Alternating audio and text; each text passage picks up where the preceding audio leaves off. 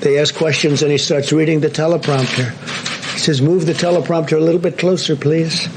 I don't know. I think if I did that, I'd be in big trouble. I think that would be the story of the year. Well, we started with exactly what you said.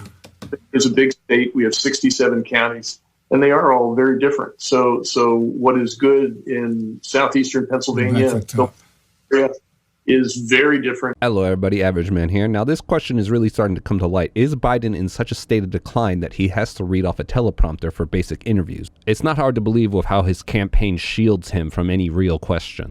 Have you had the Vice President been tested for coronavirus? Come on, guys. Senator? Thank you, guys. Come on, you guys. Come on, let's go. Come on, thank you. Come on, thank you. The people of Wisconsin will do it. As we head into the moment. This will be our last question. Okay, great. As we head. I've worked in media for a long time, and just anytime I see Biden taking an interview from his bunker, I've always got the inkling that he was indeed reading off a teleprompter, especially during his initial interview with Joy Reid. And apparently I'm not the only one, as one journalist questioned Biden's campaign if, of course, Biden was indeed using a teleprompter. Has Joe Biden ever used a teleprompter during local interviews or to answer Q&A with supporters? Brett, we are not going to engage. This is straight from the Trump campaign's talking they're points. using it. And what it does, Brett. And now we have footage from a live segment where Joe is asking one of his staffers to move it up. What will your administration do to help them give them that chance? Thank you. Move it up here.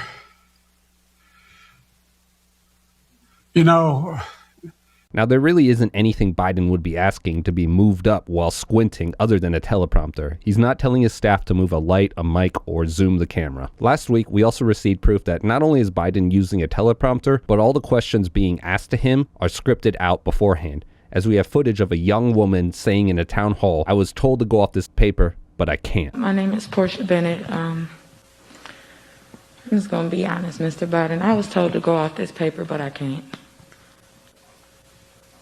This leads us to wonder how much of the mainstream left is just totally scripted, trying to program the nation with their narratives. Tucker Carlson recently released a bombshell audio of CNN's Chris Cuomo coaching guests on how the interview will go.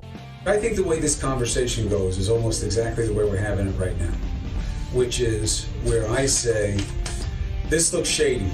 And you say, yeah, it looks shady to you. This answers my question on Biden's only interview that sounded coherent and cohesive. No, not the one with Cardi B where he looked like a fish out of water, but his Joy Reid interview. It was scripted. Trump continues to all but ignore.